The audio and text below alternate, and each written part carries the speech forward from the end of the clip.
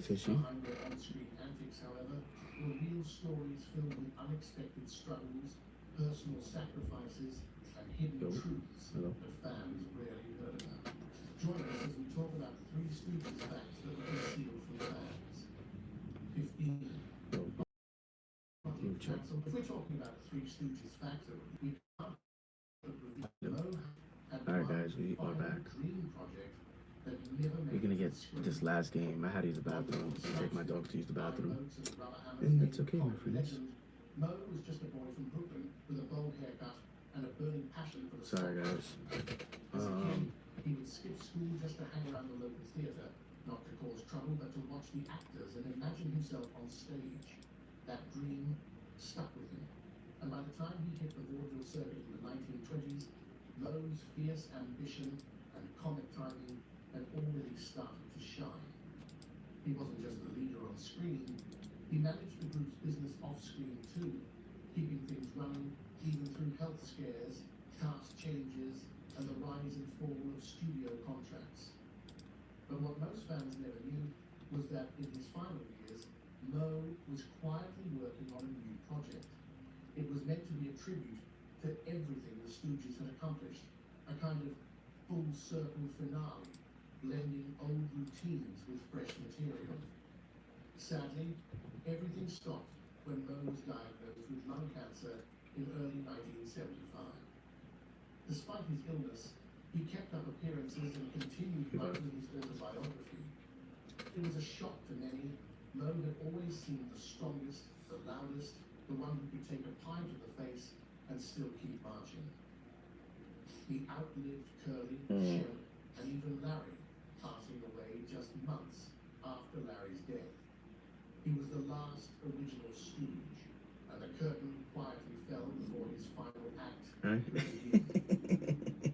Fans never saw what he had planned, and maybe that's the most bittersweet part of all. Alright. 14. Shep's return wasn't well received. If you followed the Three Stooges, you probably remember the moment when Curly suddenly disappeared from the lineup. What most fans didn't know was that behind the scenes, things were falling apart. Curly Howard, the lovable goofball with the buzzing energy and childlike charm, was quietly battling serious health problems. Years of heavy drinking and high blood pressure had taken a toll. You're And by alright. 1946, during the filming of Half Winter's Holiday, he suffered a massive stroke. That was the end of his time with the act. When Curly left, it wasn't just a role that needed filling. It was a whole dynamic.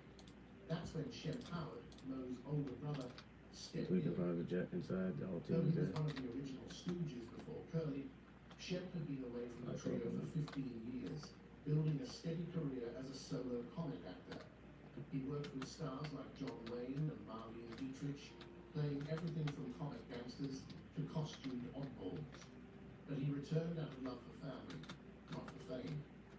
What most fans didn't see was how difficult that comeback really was. Audiences, still heartbroken over Curly's absence, didn't warmly welcome Shep. His nervous energy and unsmiling delivery were a sharp contrast to Curly's giggly antics.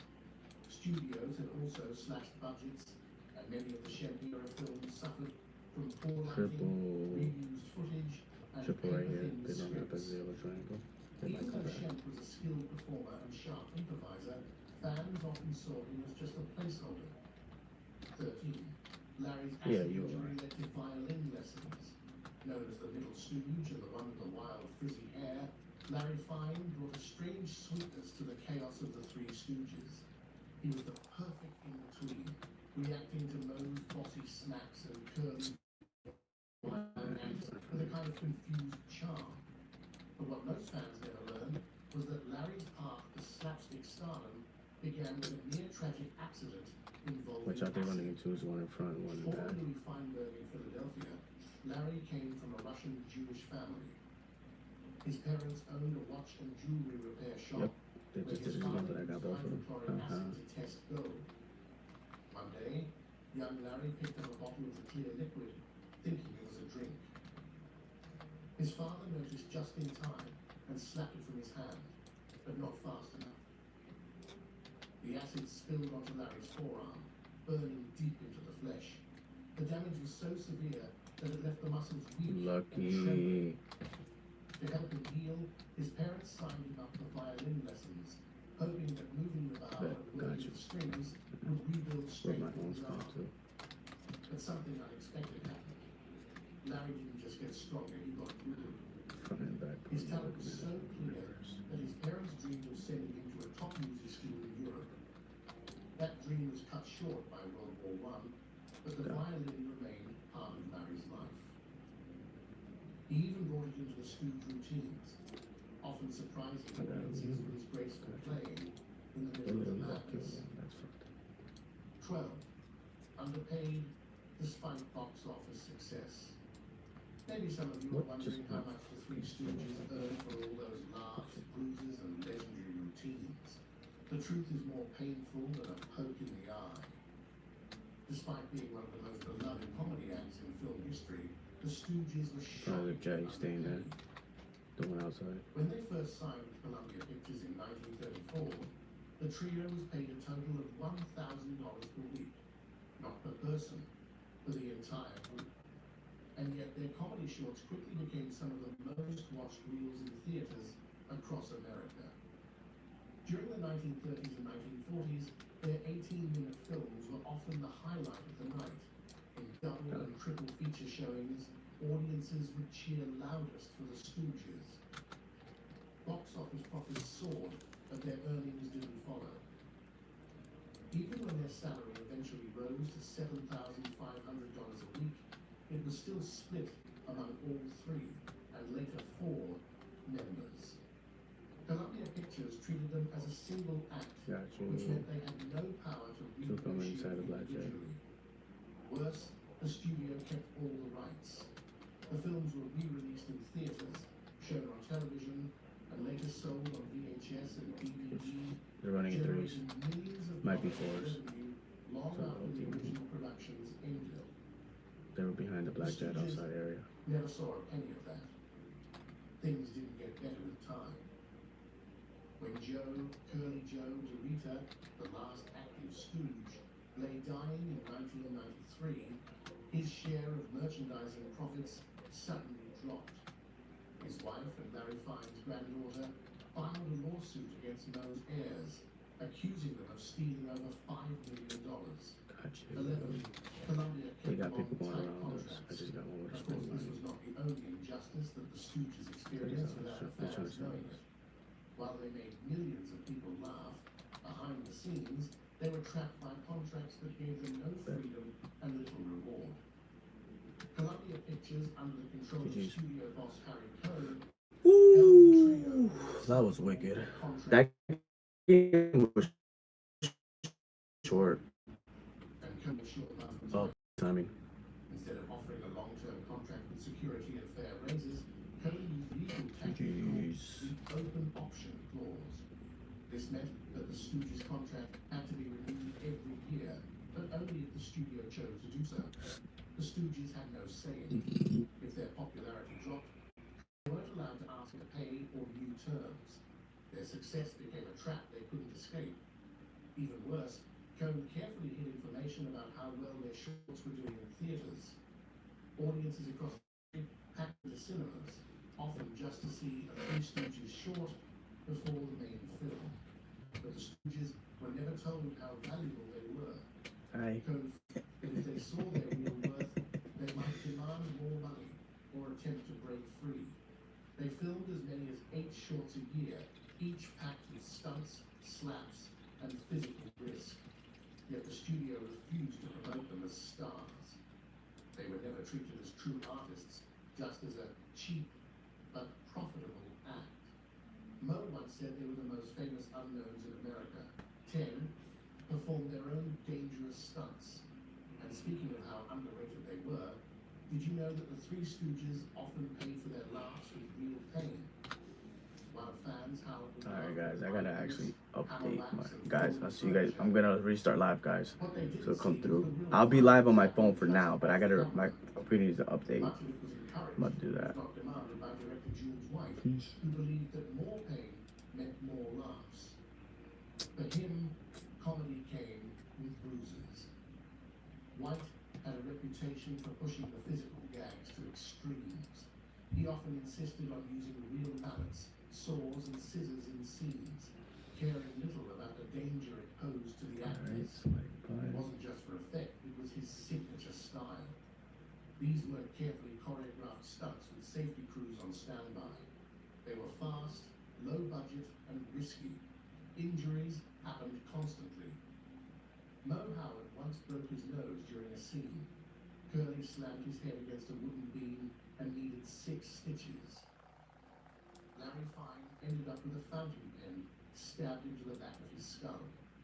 And those were just a few examples. They never stopped filming. There were no breaks for recovery. The show had to go on, no matter how many real hits they took. Behind the slapstick was sacrifice. These men didn't just act silly, they put their bodies on the line for every joke.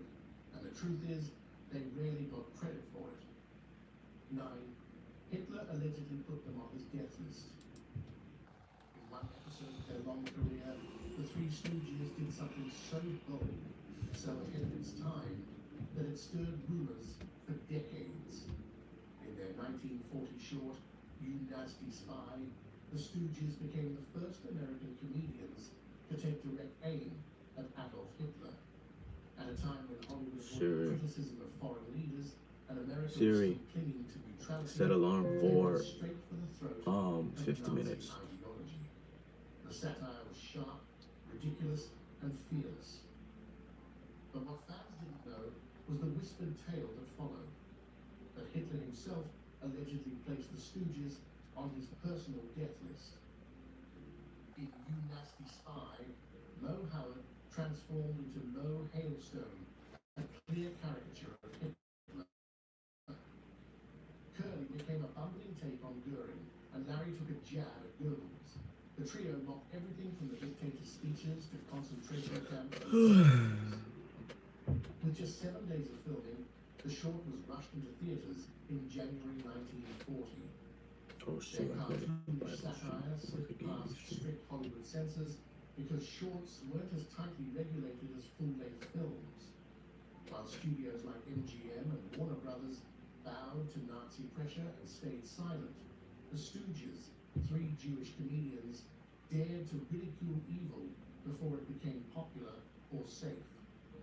The rumor about Hitler's list may have started in a tabloid, but the idea stuck for a reason. The film's gutsy message, delivered during a time of deep fear and growing violence overseas, made people believe the danger could have been real. Mo, who was outspoken against fascism, even performed Hitler impressions off stage before the film was made. 8. Signature eye poke was culled from a real incident. You must have noticed the most famous move in Three Stooges history, the eye poke. Just 2 fingers, a V shape, and a fast jab to the face. It was fast, funny, and totally unforgettable. Audiences everywhere laughed every time Mo used it to shut Curly or Larry up. But what fans never knew was that this iconic slapstick moment didn't come from a writer's desk or a stage rehearsal. It came from real life during a not-so-friendly card game. It happened between the Stooges. Shemp, known for his short temper and his energy, thought Larry Fine was cheating at cards. Without a second thought, he jumped up, reached across the table, and poked Larry straight in both eyes. Not in fun, but in frustration. Larry was stunned. Shemp was furious. And Mo, ever the observer, took mental notes. Later, when the team was working on new routines for their shorts, Mo remembered that wild card game. Ridiculous and oddly perfect. Alright, I'm done with the It was simple. where's my It was oh, there it fast. is. And it screamed frustration in a way that needed no words. I actually got it. Soon, the eye poke became one of the most repeated gags in their entire act. The move would go on to define their brand of rough and tumble humor. But almost no one knew it came from a tense moment between friends over a stack of cards and some rising tempers. 7. The Stooges originally worked for another comic named Ted Healy. At the very beginning of their journey, the Three Stooges weren't even the Three Stooges. Long before they became legends of slapstick comedy, they were sidekicks to another performer, Ted Healy.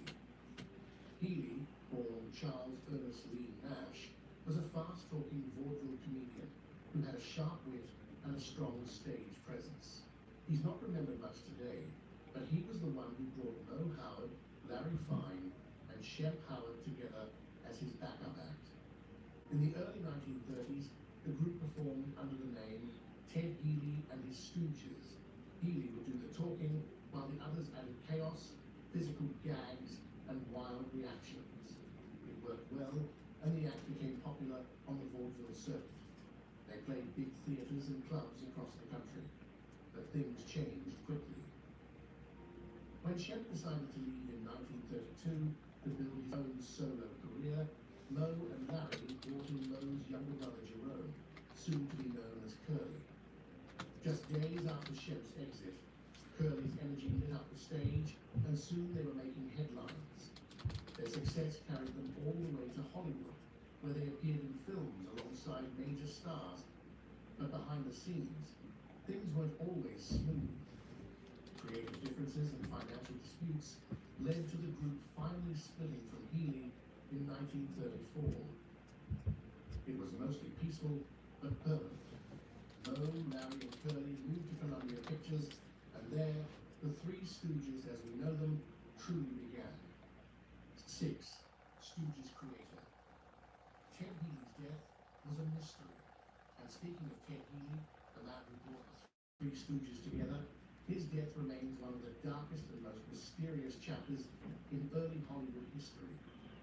While most fans remember Healy as a loud, fast-talking vaudeville comic who helped launch Mo, Larry, and Curly into the spotlight, few know that his final night was filled with violence, confusion, and secrets that still haven't been fully explained.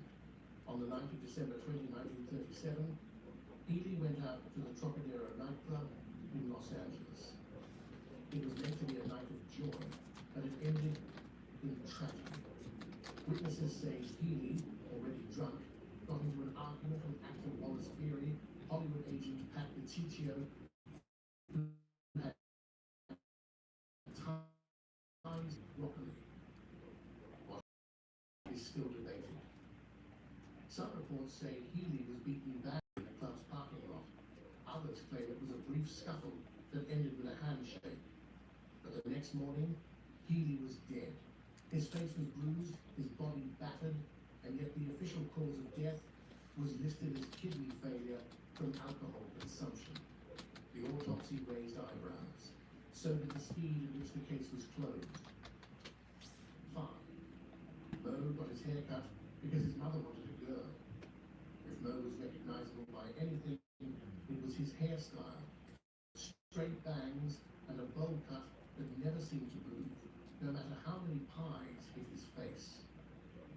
It became part of his identity, the visual stamp of his stern, bossy character in the Three Stooges.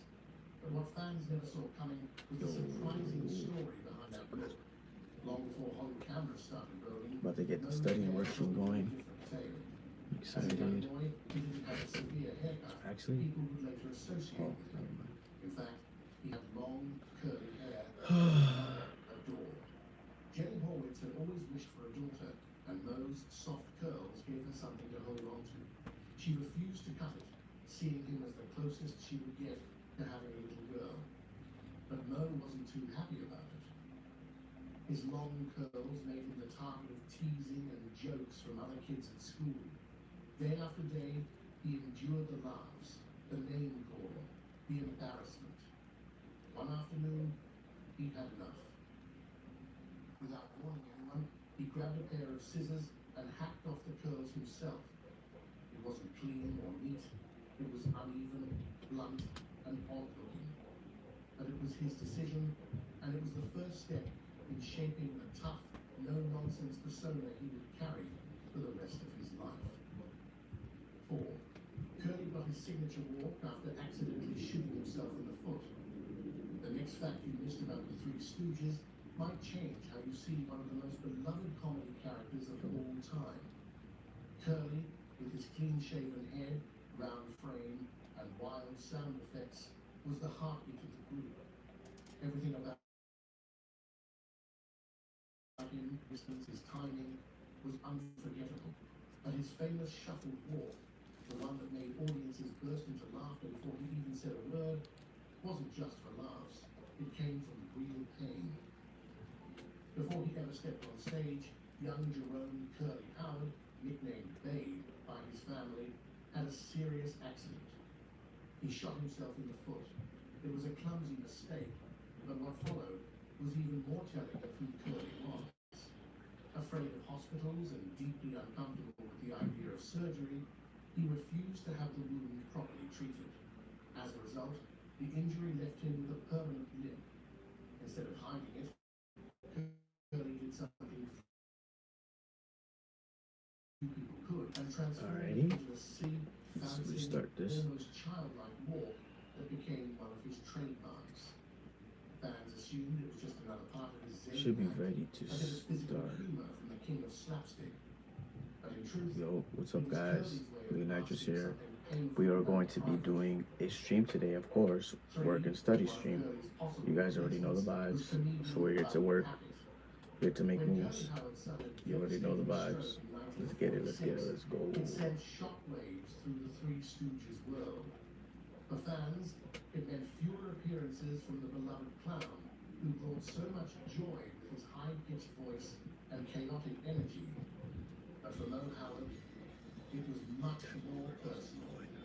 Curly wasn't just a co-star. I can't have my hair He was looking like Mo's that, little bro. brother. Mo had spent years trying to help Curly live a That's way healthier, better. more stable life. But between late-night parties and heavy drinking, Alright. Curly's lifestyle caught up. I'm gonna get right to it. As it became clear that Curly was no longer Alright, let's go.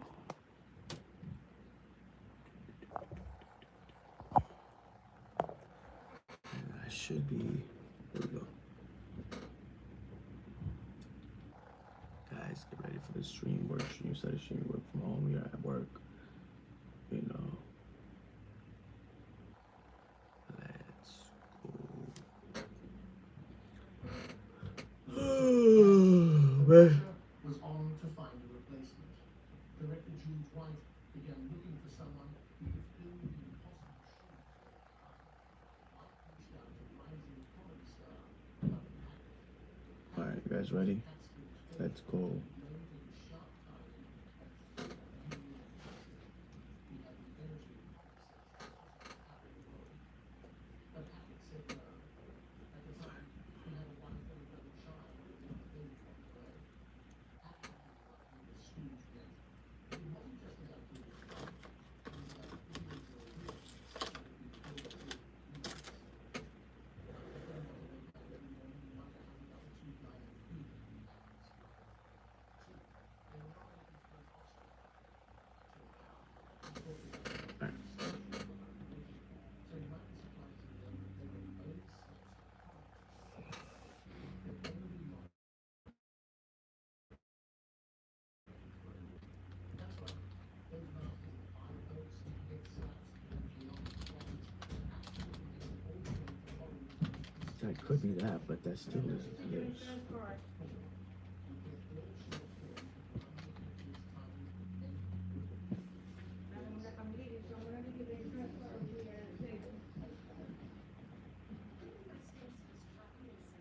My dermatologist recommended all free clear for my laundry. It's free of dyes and perfumes. But always checks my skin. If it touches my skin, I'll clean it with free clear, the number one brand recommended by dermatologists.